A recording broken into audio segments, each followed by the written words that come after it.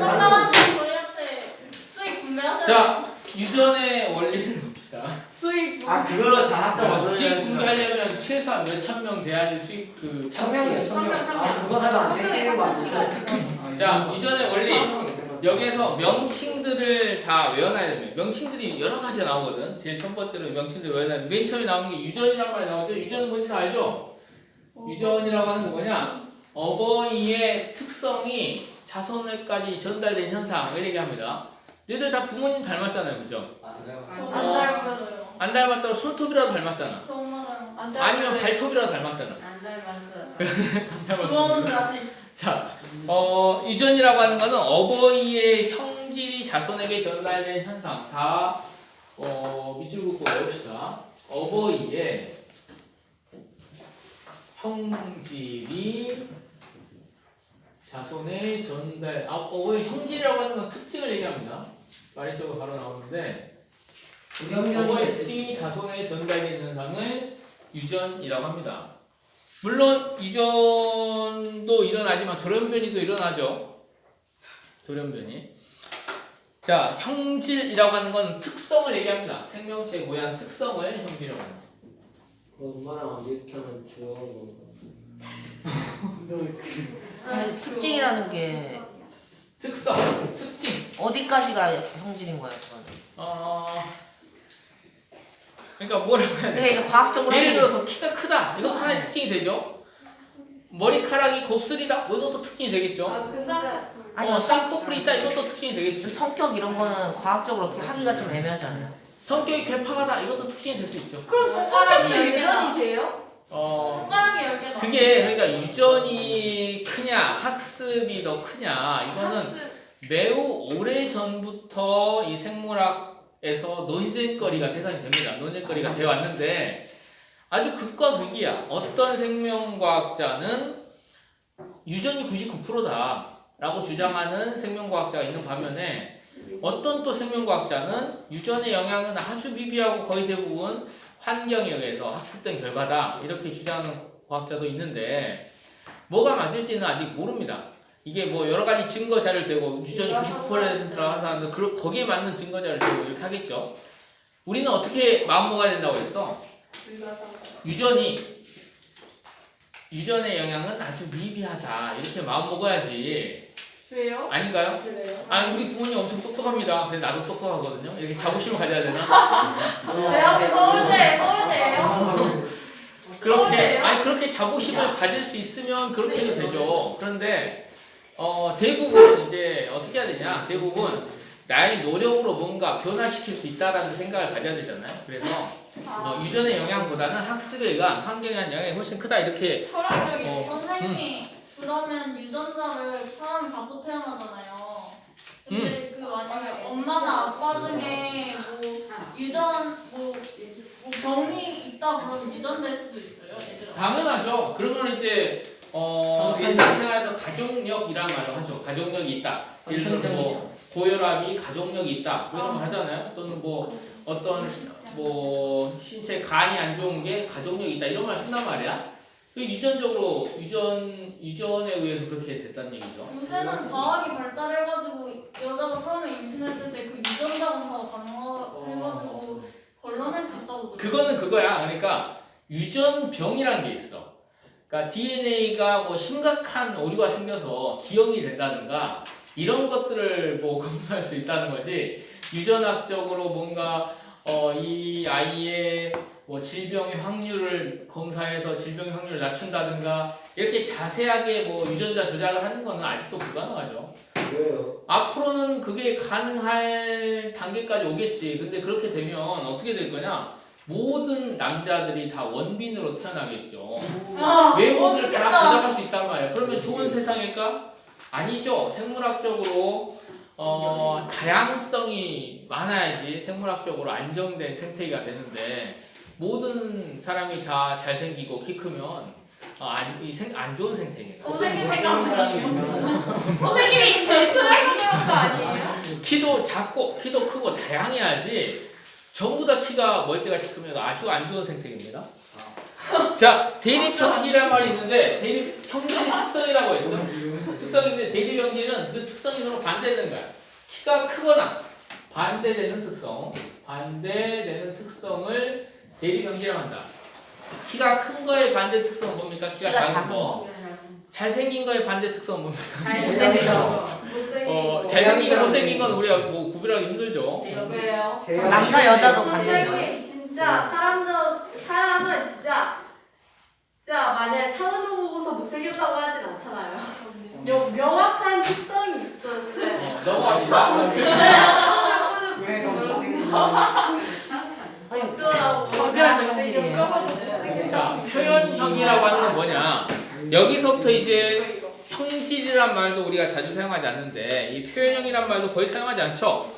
표현형이라고 하는 건 겉으로 드러난 특성을 얘기합니다.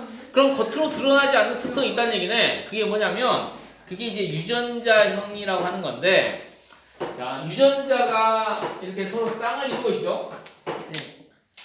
서로 쌍을 이루고 있는데 어떤 특성을 나타내는 유전자가 두 개가 있습니다. 두 개가 있고 이 두 개의 유전자가 어떻게 구성되어 있냐라고 하는 게 유전자형이야. 그 유전자형은 다른데 표현형이 또 같을 수 있습니다. 우리가 이걸 어떻게 표현하냐면 완두콩의 경우 완두콩을 둥글게 만드는 유전자가 여기 있고 완두콩을 쭈글쭈글하게 만드는 유전자가 이렇게 있다고 해봅시다. 두 개를 이렇게 서로 다른 문자로 표현을 해봤을 때 유전자형은 R 이렇게 유전자형을 이렇게 알파벳으로 써줍니다. 이렇게 있을 수도 있고 이렇게 있을 수도 있고 이렇게 있을 수 있습니다. 유전자가 둘 다 완두콩을 둥그렇게 만드는 유전자로 배치가 될 수도 있고 서로 다른 유전자로 배치가 될 수도 있고 둘 다 쭈글쭈글하게 배치될 수도 있는데 유전자형이 이렇게 세 종류로 나올 수 있는데 표현형은 이 두 가지가 같습니다. 둘 다 완두콩이 둥글둥글하게 나온다는 거야. 그러니까 표현형은 겉으로 드러난 특성 실질적으로 어떻게 이걸 발현됐다라고 표현하는데 실제로 발현된 특성을 표현형이라고 하고 유전자의 배치를 유전자의 구성을 갖다가 유전자형이라고 한다. 그 다음에 쭉 보세요. 겉으로 드러난 특성 이걸 표현형. 그 다음에 유전자의 구성 유전자의 배열을 유전자형이라고 한다. 유전자형이 달라도 표현형은 같을 수 있다라는 거야. 그 다음에 이제 순종이라고 하는 것은 여기에는 이제 몇 세대를 잡아서 보면 같은 개손 같은 형질이 나타나는 걸 이렇게 얘기했는데 순종이라고 하는 건 유전자형이 순종이다. 이런 거 두 개가 같은 유전자로 배열되고 이런 것들을 순종이라고 합니다. 요거 두 개도 순종이죠. 요거는 잡종, 요거 두 개는 순종, 요거는 잡종 이렇게 표현해 줍니다. 유전자형이 같은 거 이거를 순종, 유전자형이 서로 반대되는 유전자형으로 구성되어 있는 거 이거를 잡종 이렇게 표현해 줍니다. 대립형질이 다른 순종끼리 교배하여 얻은 산업. 그러니까 이런 거죠. 대립형질이 서로 다른 RR이라고 하는 어버이와 스몰 r이라고 하는 요 어버이가 교배를 하면 어떻게 만들어지냐? 요렇게만 만들어집니다. 요걸 잡종이라고 한다는 거야. 서로 다른 유전자형으로 구성되어 있는 거. 요걸 잡종이라고 한다. 그 다음에 우성. 우성과 열성이 있는데 우성, 열성. 거기에 표현된 게 어떻게 표현되는지 한번 보면 대립 형질을 가진 순종끼리 교배하여 얻은 잡종 일대에서 나타난 형질 이렇게 돼 있잖아요. 뭔 소리인지 잘 모르겠죠? 대립 형질을 가진 순종끼리 순종인데 대립 형질이라는 거야. 완두콩을 둥글게 만드는 유전인자 두 개로 구성된 이건 순종이죠. 완두콩을 쭈글쭈글하게 만드는 두 개의 유전인자로 구성된 이것도 순종입니다. 이것도 순종이라는 거야. 이 두 개 서로 다른 대립형질이죠. 대립형질을 가진 순종끼리 교배를 해. 교배를 했을 때 나타나는 표현형을 우성이라고 해. 이거 두 개 교배하면 어떻게 되냐면 유전자형은 이렇게 되고 이거의 표현형은 둥글게 완두콩이 둥글게 나타나게 됩니다. 둥근 완두콩이 표현형이 되는 거야. 이게 유전자형이고 표현형은 둥근 완두콩이 되는 거거든. 그래서 둥근 완두콩의 모양이 우성이다라는 거야. 쭈글쭈글한 완두콩이 우성이 되는 게 아니라. 선생님 그럼 어지럽네. 개수도 달라질 수도 있어요. 어? 개수도 달라질 수도 있어. 개수가 달라질 수 있다. 이거 무슨 말이야? 완두콩의 개수? 네. 완두콩이 이렇게 있으면 완두콩 안에 매달린 이 열매의 개수? 네. 이것도 하나의 유전자 특성이 되겠죠. 근데 이제 멘델이 완두콩 실험할 때 이 개수는 뭐 특성이라고 보지 않고 완두콩의 색깔과 완두콩의 모양을 가지고 한 겁니다. 근데 우성이 1대에서 나타나는 형질이잖아요. 그러면 2대에서는 저게 그렇지. 다른 2대에서는 다르게 나타날 수 있습니다. 자, 다시 한번 이거 말 하나하나를 잘 따져봐야 돼. 대립 형질을 가진 이건 둥근 완두콩입니다. 둥근 완두콩. 이거는 쭈글쭈글한 완두콩이야. 근데 요 두 개가 순종이어야만 돼. 둥근 완두콩은 이것도 둥근 완두콩이 되거든. 근데 둥근 완두콩 순종과 쭈글쭈글한 완두콩 순종 이 두 개를 교배해서 1대에서 나타나는 형질을 갖다가 요건 요렇게 표현이 되고 요거는 둥근 완두콩으로 표현이 되죠. 즉 이 둥근 모양이 우성이라는 겁니다. 그 다음에 요거와 똑같은 요건 잡종이죠. 잡종과 잡종을 이렇게 이걸 잡종 일대라고 해요. 순종끼리 대립 형질을 가진 순종끼리 교배했을 때 나타나는 거를 잡종 일대라고 하는데 잡종 일대에서 나타나는 형질을 갖다가 요거 두 개를 자가수분합니다. 똑같은 유전자형을 가진 놈끼리 교배를 해.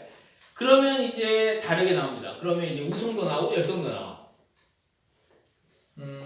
그 이제 뒤쪽에서 이제 멘델의 유전 법칙을 차근차근 보면서 보도록 하고 열성이라고 하는 건 뭡니까? 대립 형질 가진 순육끼리 교배하여 얻은 잡종일 때, 즉 이때 요 두 개를 교배해서 나왔을 때 나타나지 않아. 이 쭈글쭈글한 모양은 전혀 나타나지 않습니다. 그거를 열성이라고 한다. 우성의 특징과 열성의 특징이 이렇게 정의가 되고 너희들 뭐 여러 가지 특성들 중에 우성의 형질, 열성의 형질들이 인간의 유전에서 조사된 결과가 있죠. 아빠가 쌍꺼풀 있어. 엄마도 쌍꺼풀 있어. 그러면 쌍꺼풀은 우성일까 열성일까? 열성? 우성입니다. 오예. 그래서 엄마도 있고 아빠도 있으면 나도 쌍꺼풀 있어야 되거든? 무조건 있어. 없을 수도 있다. 근데 나는 없더라고 이상하게. 쌤 부모님 혹시 아니면 선생님 쌍꺼풀 수술을 한 거 아니에요 한 분이? 쌍꺼풀 없어. 아 잠시만 두 분 다 수술을 한 거 자, 아니에요? 너희들 부모님 잘 조사해 보세요. 쌍꺼풀 없는 사람. 한 명은 있고 한 명은 없습니다. 나는 아빠. 그러면 반반. 한 명은 있고 한 명은 없으면 한쪽 나올 수도 눈에만 있고 안 나올 수도 있어. 한쪽 눈에만 있고. 아니죠. 근데 한 명이 쌍꺼풀 있고 한 명이 쌍꺼풀 없으면 쌍꺼풀이 우성이니까 자식이 쌍꺼풀이 있는 자식이 나야 되는 거 아니에요? 그렇지. 근데 왜 있을 수도 있고. 아니 근데 쌍꺼풀 있는 이럴 수 있어. 쌍꺼풀이 없는 사람은 쌍꺼풀이니까 요거를 뭐라 쌍 영어 어떻게 쌍.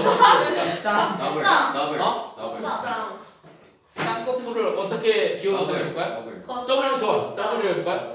W 하면 근데 대문자랑 소문자가 똑같아. 더블을 말하는 건 A 더블 좋아. 쌍꺼풀을 D로 표현해 봅시다. 이렇게 있는 사람도 쌍꺼풀을 갖고 있고 유전자형이 이렇게 돼도 쌍꺼풀을 갖고 있고 이렇게 돼도 쌍꺼풀을 갖고 있다는 거야. 이건 쌍꺼풀을 없게 하는 유전자, 이건 쌍꺼풀을 갖게 하는 유전자란 말이야. 그런데 아빠가 예를 들어 쌍꺼풀이 있어. 그럼 요걸지 모른단 말이야. 만약에 아빠가 이렇게 되고 엄마가 쌍꺼풀이 없어. 쌍꺼풀이 없으면 무조건 이렇게 돼 있다는 얘기지.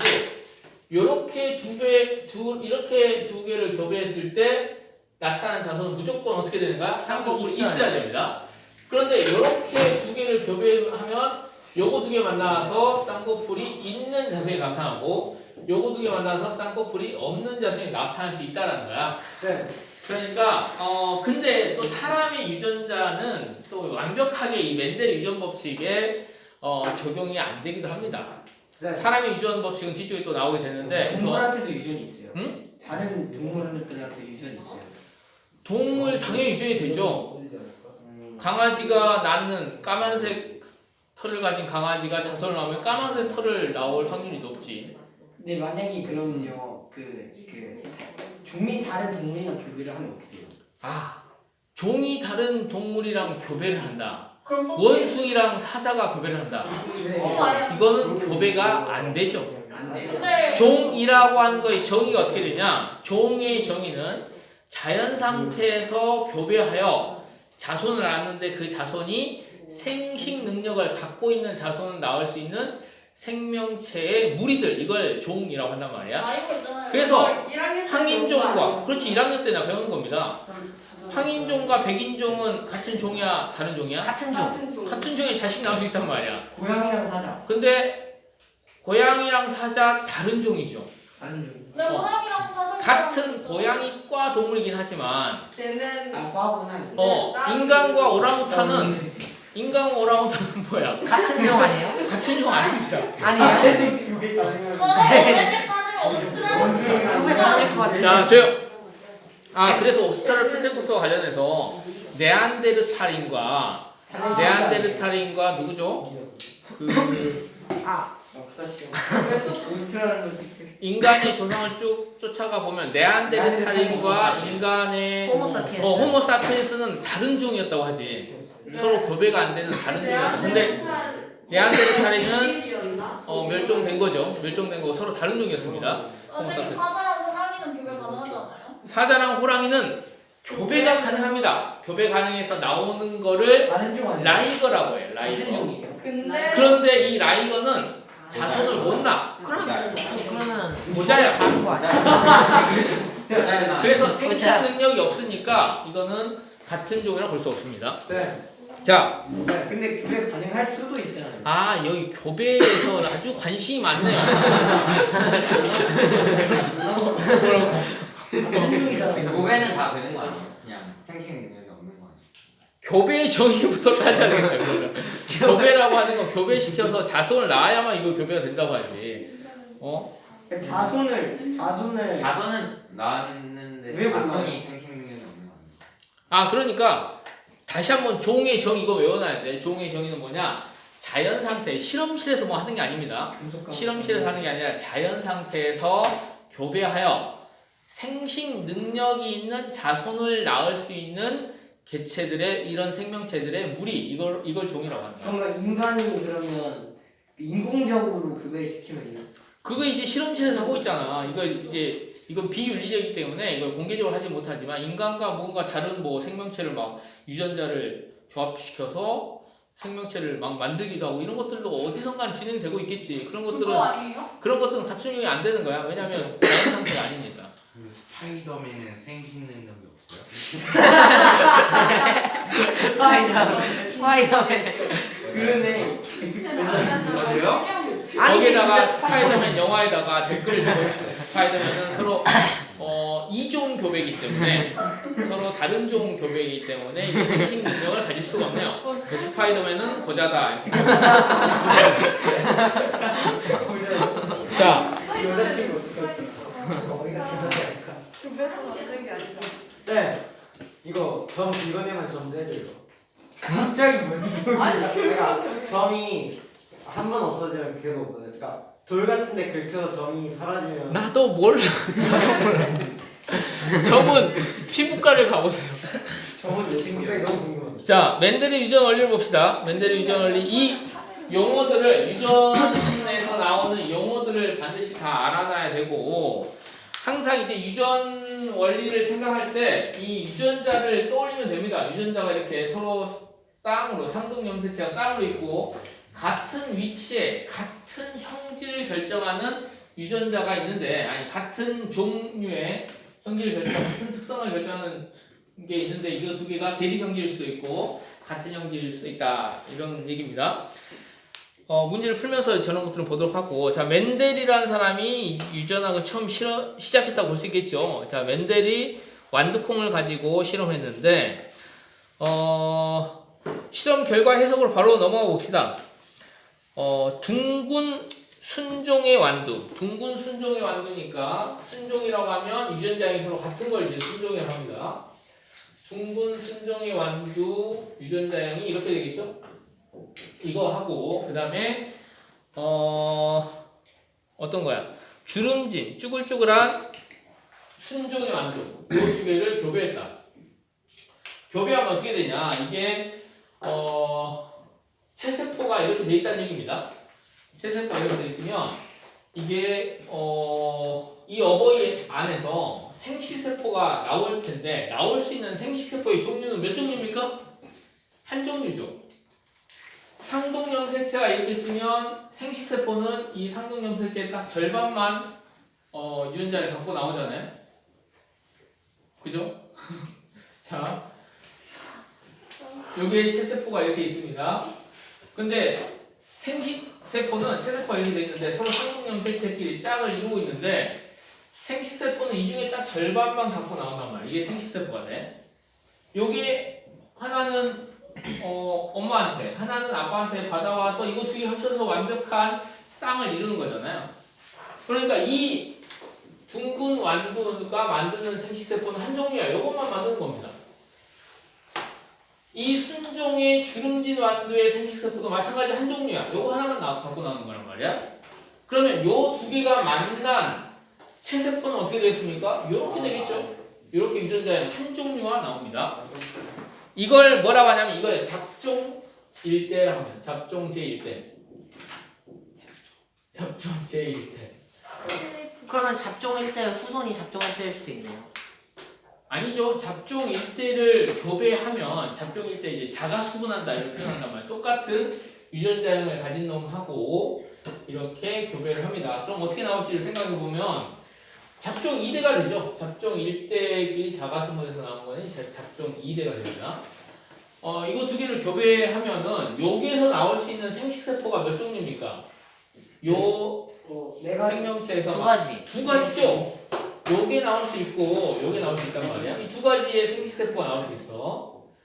그 다음 여기에서 나올 수 있는 생식세포도 몇 가지가 있습니까? 두 가지. 두 가지가 있죠. 요게 나올 수 있고 요게 나올 수 있어. 그러면 이것들이 이제 교배되는 경우에 서로 만나게 되는 경우의 수를 한번 따져보는 거지.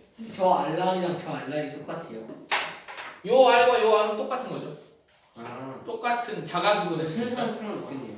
그렇죠. 순서 상관없습니다. 요거 두 개 교배되면 어떻게 됩니까? 이렇게 되겠죠? 요거 두 개 교배되면 어떻게, 이거 두 개 만나면 어떻게 돼? 이렇게 되겠네요? 요거 두 개 만나면 어떻게 됩니까? 알알. 이렇게 되겠네요? 다 알알이구나. 잠깐만. 아니다. 이렇게 되겠죠? 요거 두 개 이렇게 만나니까 요거 두 개 만나면 어떻게 됩니까? 알알. 다 알아야 되겠네요. 그런데 둥근 표현형이 우성이기 때문에 요거 두 개 유전자를 갖고 있을 때, 두 개 유전자를 갖고 있을 때 표현형은 어떻게 나온다는 거야? 요게 우성이니까 요렇게 둥글게 나온다는 거야. 주름진 거는 열성이기 때문에 발현이 되지 않는다. 둥근 것으로 발현이 된다라는 거야. 그래서 표현형의 유전자형의 비는 어떻게 됩니까? 1대, 2대, 1의 비율로 유전자형이 나오는데 표현형의 비는 어떻게 되죠? 3대 1. 3대 1이 나오죠. 둥글고 주름진 이게 표현형의 비입니다. 그 다음에 유전자형의 비는 이렇게 나오게 되죠. 네. 그래서 둘 다 둥근 것임에도 불구하고 표현형으로서 둘 다 둥근 것임에도 불구하고 주름진 게 나올 수 있다는 거야. 표현형으로 이렇게 주름진 게 나올 수 있다. 근데 그러면 잡종이랑 해가지고 주름진 게 나와도 그러면 그 주름진 거는 순종이 아닌 거예요? 주름진 거는 열성의 표현형을 가진 놈은 무조건 순종이죠. 자, 순종과 잡종의 구별을 어떻게 한다고 했습니까? 유전자형이 서로 같은 거면 요거 순종이고 요것도 순종입니다. 네. 유전자형이 서로 같으면 순종인데 이성이 말은 주름진 거는 순종입니까? 잡종입니까? 주름졌다라고 하는 이 표현형 자체가 열성이란 말이야. 열성의 표현형이 나오려면 둘 다 열성 유전자를 가지고 있어야 열성의 표현형이 나올 거 아니야. 그러니까 열성인 표현형이 나오기 위해서는 무조건 순종해야 되죠. 이렇게 돼 있는 거 이거 두 개를 순종의 표현형이라고 합니다. 자, 여기에서 이제 두 가지 법칙이 나오는데 우열의 법칙과 분리의 법칙이 나옵니다. 우열의 법칙은 뭐냐? 자, 요 두 개에 의해서 생식세포 두 종류가 나오죠. 두 종류의 생식세포가 만나서 이런 잡종 일대 유전자를 가지게 된 놈이 나오는데 여기에서 나타나는 표현형을 우성이라고 한다고 했지. 네. 그래서 둘 중에 우성인 표현형만 표현되는 거 그거를 우열의 법칙이라고 한다. 잡종 제1대에서 우성인 표현형이 표현되는 거 그걸 우열의 법칙이라고 하고 그 다음에 잡종 제1대를 자가수분했을 때 어떻게 서로 생식세포를 만들게 되고 이게 나중에 유전자형이 조합돼서 나온 문제를 생각해보면 자 잡종 제1대가 어버이로서 작용을 할 때 이 잡종 제1대가 만들어지는 생식세포가 두 종류로 분리돼서 나온다는 거지. 잡종 제1대가 가지고 있는 생식세포는 요거와 요거 두 개가 있다라는 거야. 이렇게 생식세포가 상동염색체가 두 개로 분리돼서 생식세포를 만든다라고 하는 게 분리의 법칙입니다. 그렇게 분리의 법칙의 결과 이러한 비율대로 유전자형과 표현형의 비가 나온다는 거고 우열의 법칙과 우열의 법칙은 우성의 표현형이 나온다. 이게 우열의 법칙. 분리의 법칙은 생식세포가 서로 분리가 돼서 다시 재조합된다. 이게 분리의 법칙이다. 분리의 법칙의 결과 이렇게 비율이 나온다. 이건 문제를 좀 풀어봐야 됩니다. 넘어가서 돌연변이는 왜 생겨요?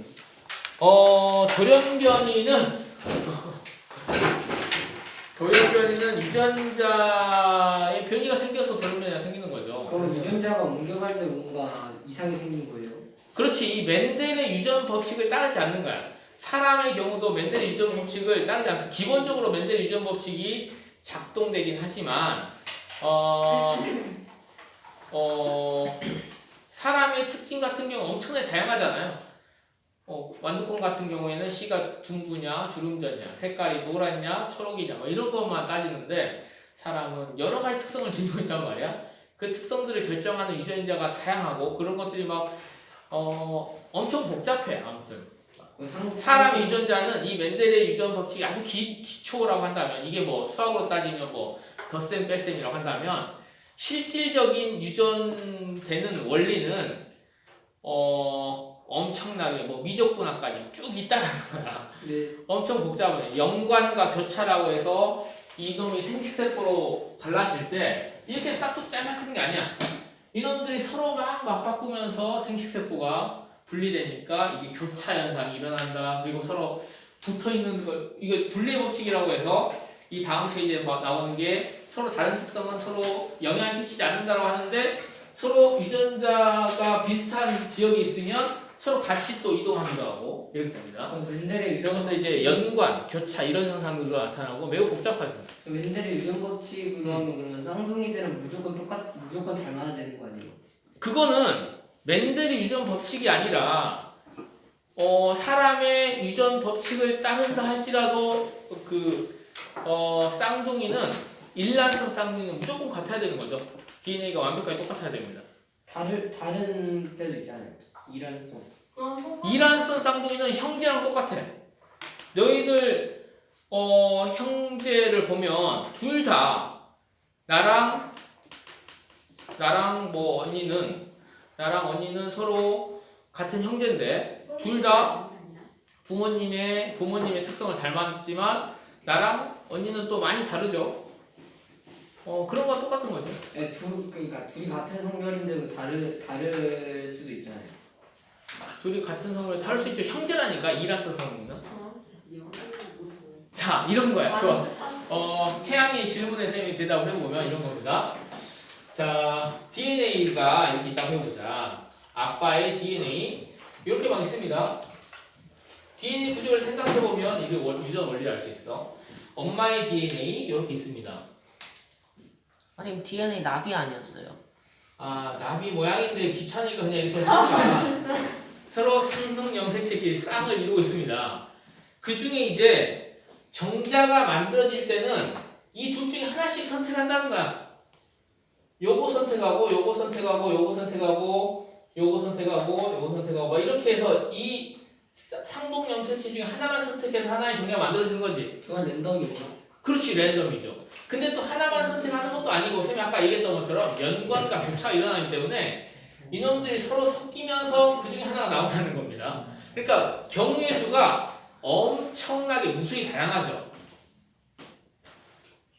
그냥 연관과 교차가 일어나지 않고 하나만 선택된다고 한다면 46개에서 2개씩 선택하는 방법 몇 가지가 있죠? 2에 23승계가 있나요? 네. 네. 저렇게 많다고? 이 두 개 중에 하나, 그러니까 이 두 개 중에 하나 구하고, 그러니까 여기서 두 개 중에 하나씩 골라가지고 만들 수 있는 경우의 수가 총 몇 가지가 있어? 2의 5제곱 2의 5제곱?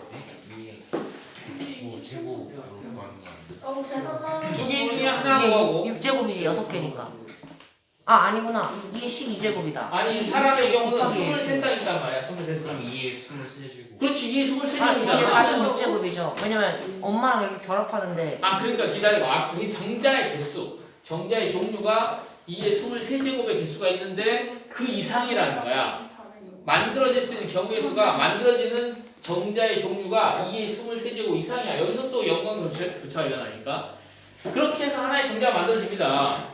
그 다음에 엄마의 난자는 또 이 둘 중에 하나를 선택하고, 이 둘 중에 하나 선택하고, 둘 중에 하나 선택하고, 둘 중에 하나 선택해서 만들어진 난자의 종류가 결정되겠죠.